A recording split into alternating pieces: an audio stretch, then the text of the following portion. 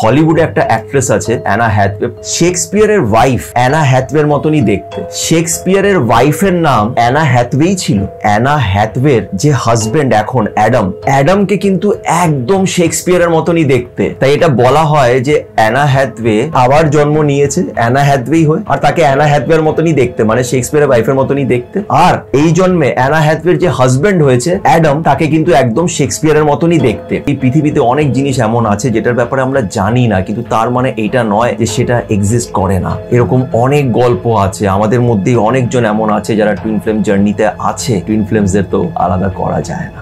Twin flame connection, এই কানেকশনটা কি সত্যি হয় নাকি এটা জাস্ট এমনি একটা বলার কথা? দেখো, সবকিছুই তোমার বিশ্বাসের উপরে। তুমি যদি বিশ্বাস করো যে উপরে উনি বসে আছেন, তোমায় দেখছেন, তাহলে এটা তোমার বিশ্বাস। আর তোমার যদি মনে হয় না কোনো ভগবান ঈশ্বর বলে কেউ নেই, তাহলেও সেটা তোমার বিশ্বাস। বিশ্বাসটা অনেক বড় জিনিস। তুমি যদি আমাকে পার্সোনালি জিজ্ঞেস করো টুইন ফ্লেম কানেকশন হয় কিনা, 1000% হয়, একদম হয়। যদি শিব থেকে থাকে, যদি পার্বতী থেকে থাকে, যদি ঈশ্বর থেকে থাকে, তোমার বিশ্বাসের ঈশ্বর যদি থেকে থাকে, তাহলে টুইন ফ্লেম কানেকশনও আছে, 1000% আছে। আর আমি এটাতে মারাত্মকভাবে বিশ্বাস করি। এরকম অনেক গল্প তোমাদের সাথে আমি শেয়ার করেছি যেটা বোঝা যায় যে তারা টুইন ফ্লেম জার্নিতে আছে। 20 বছর 25 বছরের সম্পর্ক তারা আছে, কিন্তু তাদের বিয়ে হয়নি। অনেক চ্যালেঞ্জেস তাদের মাঝখানে, কিন্তু তাও তারা সাথেই আছে, কেন কি টুইন ফ্লেমসদের তো আলাদা করা যায় না। তোমরা আমাকে টুইন ফ্লেম নিয়ে অনেক প্রশ্ন করো, তাই আজকে আবার টুইন ফ্লেম নিয়ে একটা ভিডিও বানাচ্ছি, একটু ডিটেইলডে এক্সপ্লেন করবো টুইন ফ্লেম নিয়ে। তাই আজকের ভিডিওটা একদমই স্কিপ করবে না। একটা খুব ভালো উদাহরণও তোমাদের সাথে আমি শেয়ার করব, যেটা তোমরা গুগলে সার্চ করে পেয়েও যাবে। তো আজকে খুব ইন্টারেস্টিং এটা একটা ভিডিও, আমার খুব ইন্টারেস্টিং লাগে এই টপিকটা। তো আজকের ভিডিওটা একদমই স্কিপ করো না। আর একটা ছোটো রিকোয়েস্ট করবো, যারা যারা এখন পর্যন্ত আমার চ্যানেল সাথে সুমন্তকে সাবস্ক্রাইব করোনি, তারা প্লিজ একটু আমার চ্যানেলটাকে সাবস্ক্রাইব করো, এতে আমি অনেক মোটিভেশন পাই। প্লিজ একটু সাবস্ক্রাইব করো, ঠিক আছে? তো চলো আর সময় নষ্ট না করে আজকের এই ভিডিওটা শুরু করা যাক। আচ্ছা, তো আজ তোমাদের সাথে আমি 3টে এমন সাইন শেয়ার করব যেটা শোনার পর তুমি বুঝতে পারবে যে তুমি এখন টুইন ফ্লেম জার্নিতে আছো কি নেই, ঠিক আছে? তো প্রথমে এই টুইন ফ্লেমের ব্যাপারে একটুখানি তোমাদের বলে দিই। টুইন ফ্লেম, টুইন মানে বোঝাই যাচ্ছে যমজ, একে অপরের মতনই সেম। তো টুইন ফ্লেমটা কি করে এসছে, এটা বলা হয় যে আমাদের সবার ভেতরে তো আমরা তো একটা সোল, এই বডিটা তো আমাদের জাস্ট একটা জামা কাপড়ের মতন। বেসিক্যালি আমরা একটা সোল। এই সোলটা 1000 বছর ধরে এই পৃথিবীতে ঘুরে আসছে। 90% লোকেদেরই সোল 1000 বছর ধরেই এই পৃথিবীতে আছে। 10% কেন নেই সেটা আমি পরে বলবো, অন্য কোনো ভিডিওতে বলবো। বাট আমরা সবাই কিন্তু পাস্ট লাইফ থেকে এসেছি, আমাদের সবারই পাস্ট লাইফ আছে, পাস্ট লাইফ কার্মাস আছে, ঠিক আছে? তো বলা হয় অনেক সময় একটা সোল স্প্লিট হয়ে যায়, ভাগ হয়ে যায়, দুভাগে ভাগ হয়ে যায়, তারা ডিফারেন্ট বডিতে চলে যায়, কিন্তু তাদের সোলটা এক থাকে। এই টুইন ফ্লেমটা ব্রিটেন থেকে এসছে, ব্রিটেনের টুইন ফ্লেম এটাকে বলা হয়।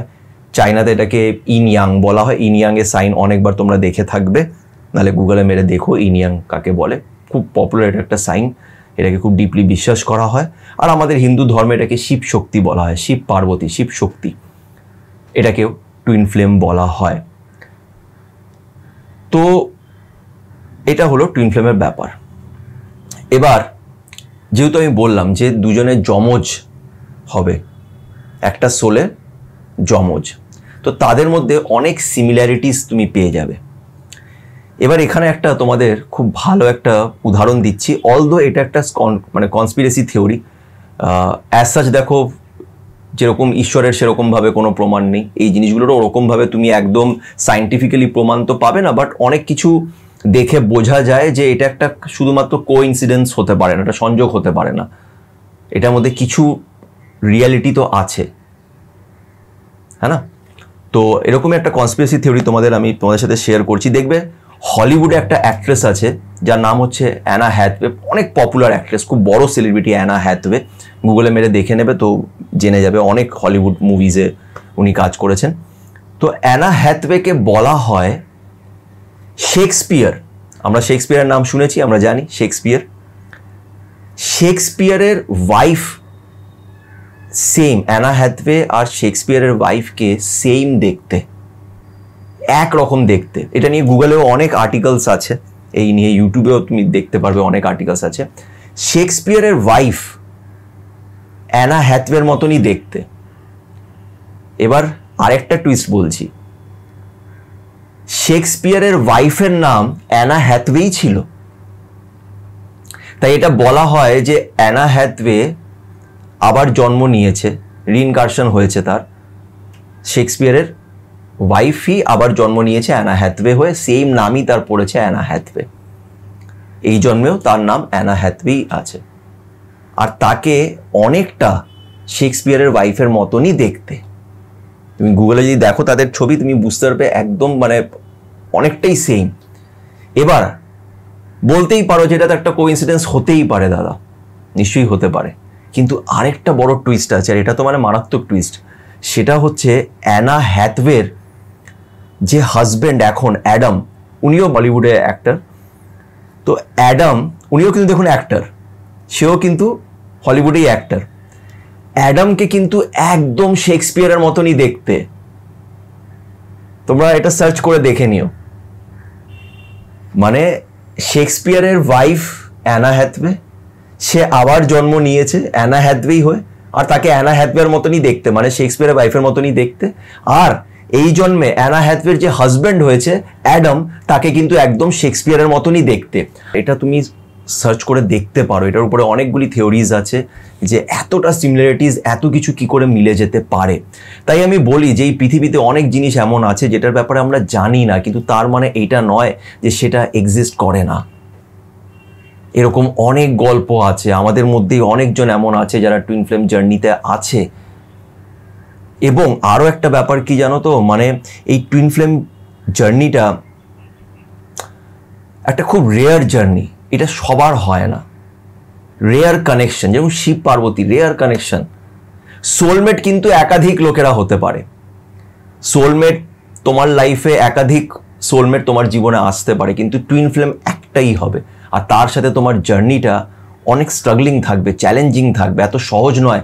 শিবকে কত বছর, আনকাউন্টেবল ইয়ার্স শিবকে ধ্যান করতে হয়েছে, পার্বতীর জন্য অপেক্ষা করতে হয়েছে, তারপরে গিয়েছে পার্বতীকে পেয়েছে।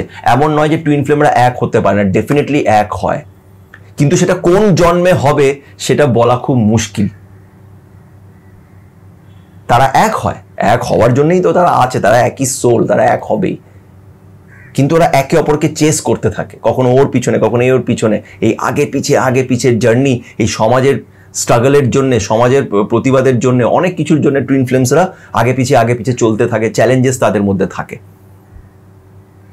কিন্তু এখান থেকেই আসছে এটার ফার্স্ট সাইন, টুইন ফ্লেমের ফার্স্ট সাইন। সেটা হচ্ছে যে টুইন ফ্লেম একে অপরকে ছাড়া থাকতে পারবে না, এরা কখনোই আলাদা হবে না, এরা একে অপরকে ছাড়া থাকতে পারবে না। তুমি দেখবে এরকম অনেক রিলেশনশিপ আছে যাদের বিয়ে হয়নি, তারা চ্যালেঞ্জেস ফেস করে যাচ্ছে, কিন্তু 20 বছর 25 বছর হয়ে গেছে,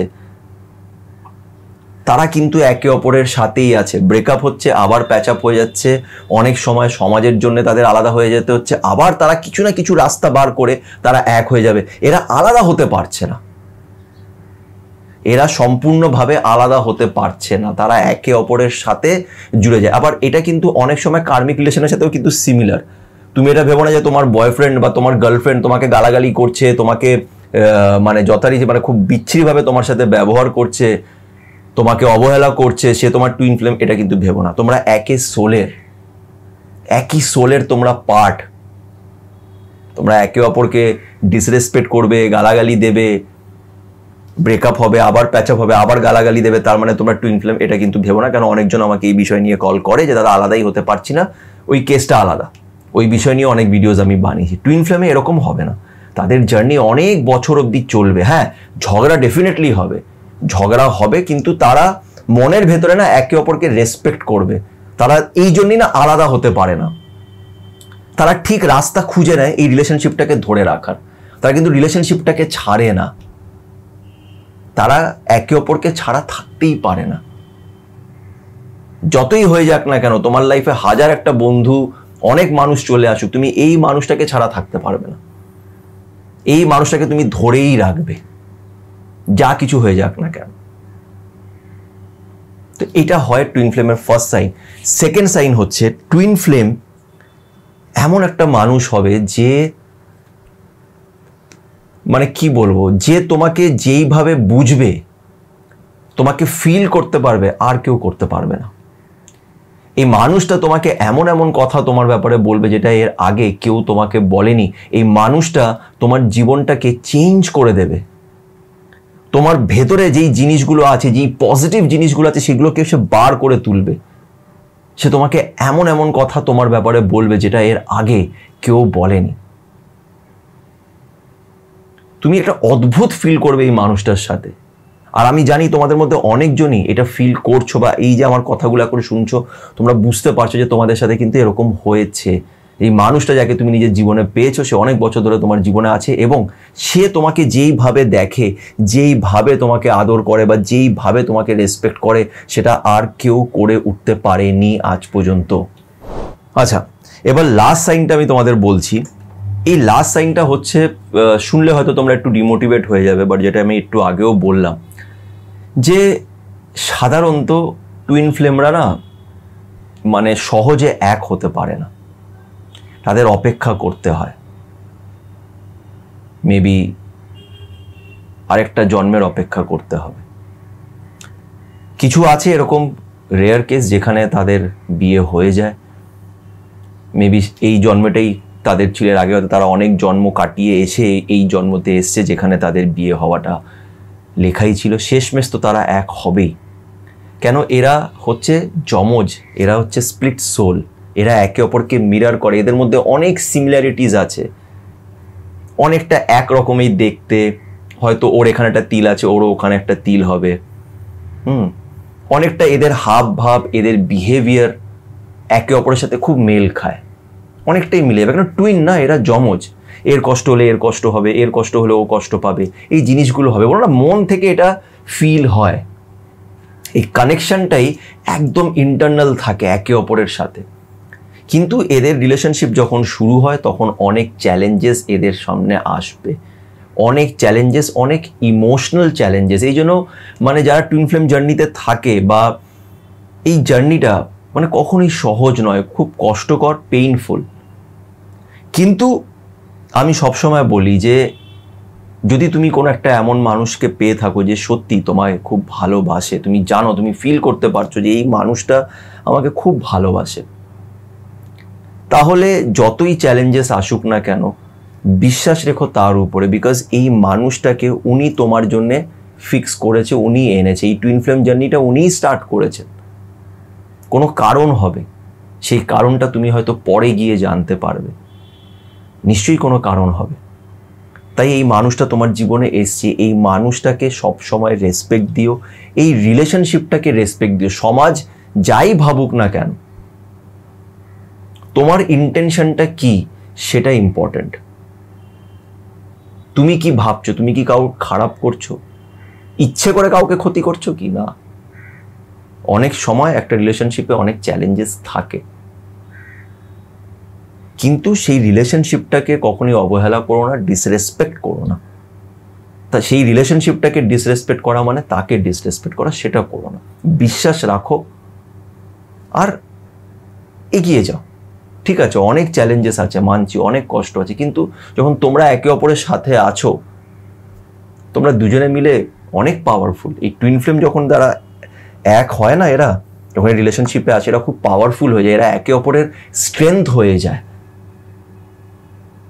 এরা একে অপরের স্ট্রেংথ হয়ে যায়, উইকনেস নয়। এই রিলেশনশিপটা তোমার উইকনেস নয়, এই রিলেশনশিপটা হচ্ছে তোমার স্ট্রেংথ। এটা সবাই পায় না, তোমাকে দেয়া হয়েছে। তাই এই বিশ্বাস রেখে, তার উপরে বিশ্বাস রেখে এগিয়ে যাও। ডিসহার্টেন হয়েও না, আপসেট হয়ে যেও না, হার মেনে নিও না। আশা করছি তোমাদের এই টুইন ফ্লেমের ভিডিওটি ভালো লেগে থাকবে। যদি ভালো লেগে থাকে তো প্লিজ কমেন্ট করো, লাইক অবশ্যই করো, আর আমার চ্যানেল সাথে সুমন্তকে অবশ্যই সাবস্ক্রাইব করো, যাতে আমি আরও এরকম ভিডিওস বানাতে পারি। আর এইভাবেই এই জার্নিটা যাতে এগিয়ে যায়। সবাই ভালো থেকো।